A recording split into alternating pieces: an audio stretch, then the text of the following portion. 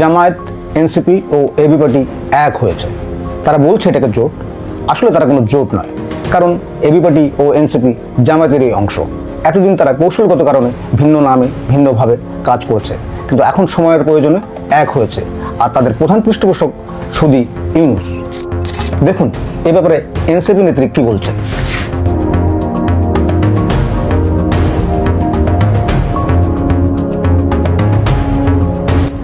শুধু জুলাই নেত্রী না, শুনুন জামায়াত নেতার কথা, বলতে পারেন পিতা পুত্রের কথা।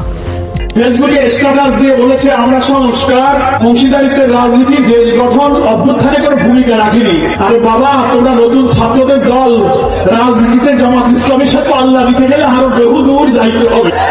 জন্ম নিয়েই বাপের সাথে পাল্লা দিও না। আর ইউনূস যে তাদের প্রধান পৃষ্ঠপোষক, এটাও আমার কথা না। শুনুন জামায়াতের ইউরোপীয় ইউনিয়নের মুখপাত্রের কথা।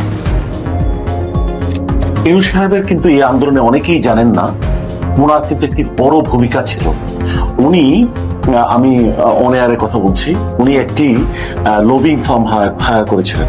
ওই লবিং ফার্মের সাথে আমরাও কাজ করতাম, অর্থাৎ ওই লবিং ফার্মকে আমরাও ব্যবহার করেছি। ওনার টাকা খরচ করে, ওনার প্রতিষ্ঠানের টাকা খরচ করে শেখ হাসিনার বিরুদ্ধে উনি টাকা খরচ করে বিদেশের মাটিতে নট অনলি উনি পার্সোনালি কাজ করেছেন, উনি লবিং ফার্ম হায়ার করে কাজ করেছেন। যে কয়েকটা গোষ্ঠী আওয়ামী লীগ সরকারের ফেসিজমের বিরুদ্ধে আন্তর্জাতিক বিশ্বে কাজ করেছে, জামাত এবং ডক্টর ইউনূস হচ্ছে তারা দুইটা স্টেক হোল্ডার্স। সুতরাং ডক্টর ইউনূস এই যে কাজগুলো করেছেন, আমি কিন্তু সেখানে টার্মস দেখেছি, তারা কোন টার্মস এর ভিত্তিতে এগ্রিমেন্টটা করেছে। তো বিদেশি লবিং ফার্মরা তো অনেক টাকা চার্জ করে, তো সেখানে রিটেন এগ্রিমেন্ট হয়। আমি শুরু থেকেই বলে আসছিলাম 2024-এর 5ই আগস্ট যা ঘটেছে সেটা জামাত এবং শিবিরের পরিকল্পিত এবং বিএনপি সমর্থিত একটা ষড়যন্ত্র। আন্দোলনের শুরুতে তারা মুক্তিযুদ্ধ ও বঙ্গবন্ধুকে নিয়ে নানা ধরনের আবেগপ্রবণ স্লোগান ব্যবহার করে, এটা ছিল তাদের কৌশল। কিন্তু জুলাইয়ের 14 তারিখেই তাদের আসল রূপ প্রকাশ পায়। তারা নিজেদের চেহারা নিজেরাই প্রকাশ করে।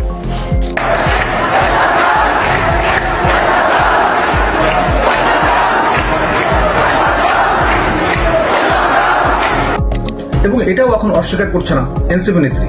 দেখুন এবার আসুন একটু মেটিকুলাস ডিজাইনের দিকে যাই। আর এটি প্রথম ধরে ফেলে মীর মুগ্ধ। 18 জুলাই ফেসবুকে সে একটি স্ট্যাটাস দেয় শিবির ও ছাত্র দলের বিরুদ্ধে, যার ফলশ্রুতিতে স্নাইপার দিয়ে পিছন থেকে গুলি করে তাকে হত্যা করা হয়। আসুন মুগ্ধের স্ট্যাটাসটা একটু দেখি।